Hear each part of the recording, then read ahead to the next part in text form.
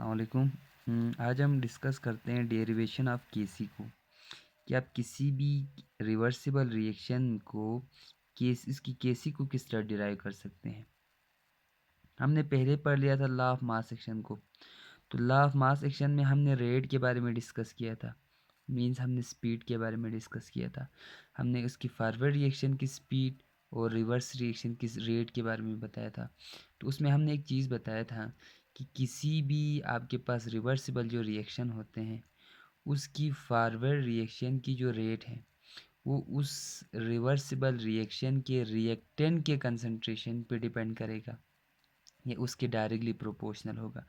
उसी तरीके से उस रिएक्शन के उस रिवर्सिबल रिएक्शन के जो रिवर्स रिएक्शन है यानी प्रोडक्ट से रिएक्टेंट में चेंज होने की जो रिएक्शन है जिसे हम रिवर्स रिएक्शन कहते हैं, उसकी जो रेट है वो प्रोडक्ट की कंसंट्रेशन पे डिपेंड करेगा। तो हम आज करने वाले हैं डेरिवेशन ऑफ केसी। उसके लिए आपको ये चीज़ याद होनी चाहिए कि rate of forward reaction is directly proportional to concentration of reactant, rate of reverse reaction is directly proportional to concentration of product. अच्छा जी, अब मैंने यहाँ पे कोई फर्जी रिएक्शन लिया है, वो कोई फर्जी रिएक्शन है ये। तो इसमें लिया हुआ है आपके पास रिएक्टेंट ए है, रिएक्टेंट बी से रिएक्शन करते हैं, इसका जो नंबर ऑफ मोल्स है वो ए है, इसका नंबर ऑफ मोल्स बी हैं। जब ये आपस में रिएक्शन करते हैं तो नतीजे में आपके पास प्रोडक्ट बनते हैं सी और डी। इनका जो नंबर ऑफ मोल जो वहाँ पे बने हुए हैं उसको हम स्मॉल सी और स्मॉल डी से रिप्रेजेंट करते हैं।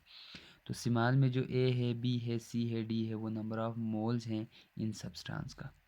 तो चूंकि ये रिवर्सिबल रिएक्शन है यानी रिएक्टेंट प्रोडक्ट में भी चेंज हो रहा है, प्रोडक्ट रिएक्टेंट में भी चेंज हो रहे हैं, इसीलिए रिवर्सिबल आपका जो रिएक्शन है उसके लिए हमने एक लॉ डिस्कस किया था जिसे हमने कहा था लॉ ऑफ मास एक्शन।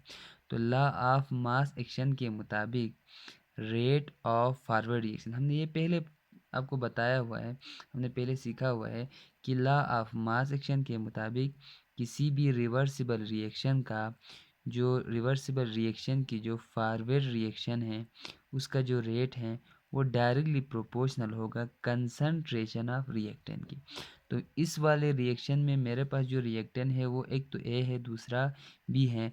तो इसका मतलब हुआ कि इस वाले रिएक्शन के फॉरवर्ड रिएक्शन यानी रिएक्टेंट से प्रोडक्ट में चेंज होने वाले रिएक्शन की जो रेट है वो इस ए और इस बी के कंसंट्रेशन पे डिपेंड करेगा।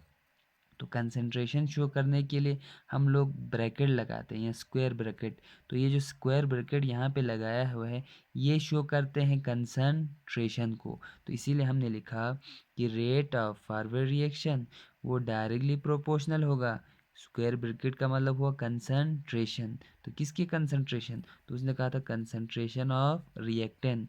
तो रिएक्टेंट हमारे पास एक तो ए है, दूसरा हमारे पास बी है, इसीलिए हमने लिखा concentration of A and concentration of B. उनका जो नंबर ऑफ मोल्स हैं इनको हमने पावर में लिखा।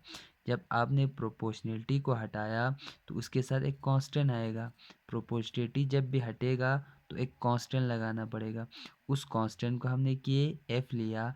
एफ इसलिए क्योंकि आप बात कर रहे हैं फॉरवर्ड रिएक्शन की, तो वो बराबर हुआ is equal to K F, ये एक कांस्टेंट है, concentration of A concentration of B.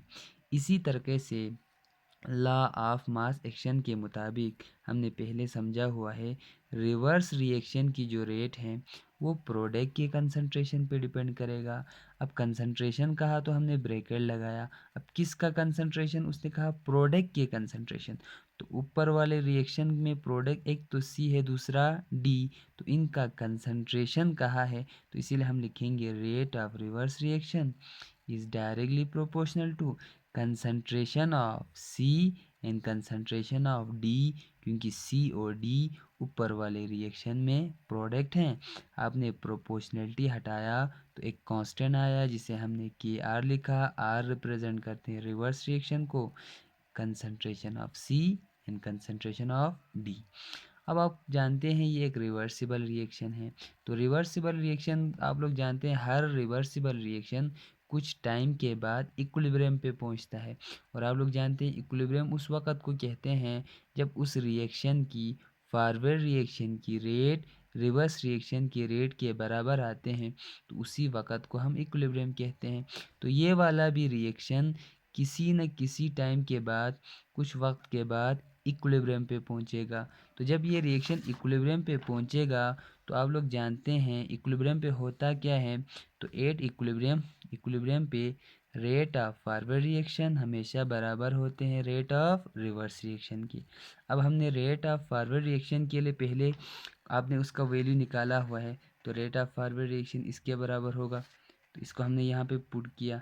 Same इसी तरीके से रेट ऑफ रिवर्स रिएक्शन के जगह पे इसका वैल्यू जो हमने पहले निकाला हुआ था इसको हमने यहाँ पे पुट किया।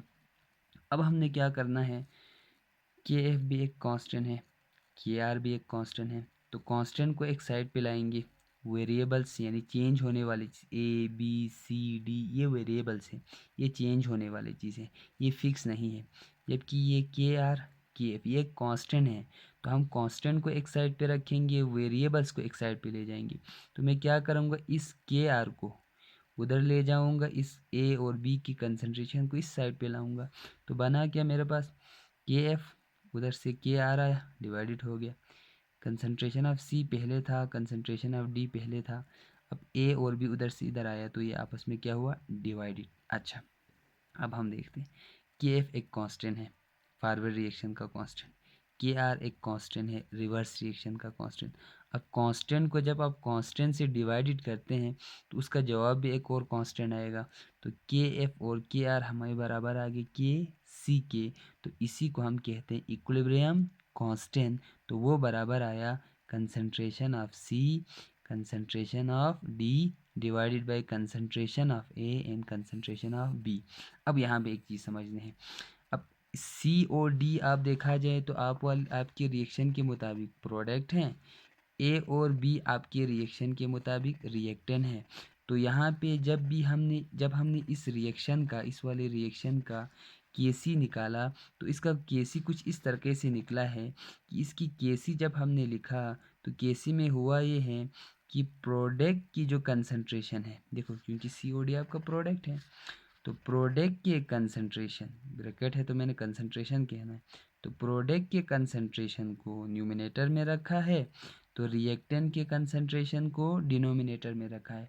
तो हम कह सकते हैं किसी भी रिवर्सिबल रिएक्शन के अगर आप प्रोडक्ट्स के कंसंट्रेशन को न्यूमिनेटर में रखें यानी ऊपर रखें और रिएक्टेंट के कंसंट्रेशन को डिनोमिनेटर में रखें, तो किसी भी रिवर्सिबल रिएक्शन के केसी को इस फॉर्म में अगर लिखें कि प्रोडक्ट का कंसंट्रेशन न्यूमिनेटर में हो, रिएक्टेंट का कंसंट्रेशन डिनोमिनेटर में हो, तो इसी तरीके से लिखने को हम कहते हैं केसी एक्सप्रेशन या इक्विलिब्रियम कांस्टेंट एक्सप्रेशन।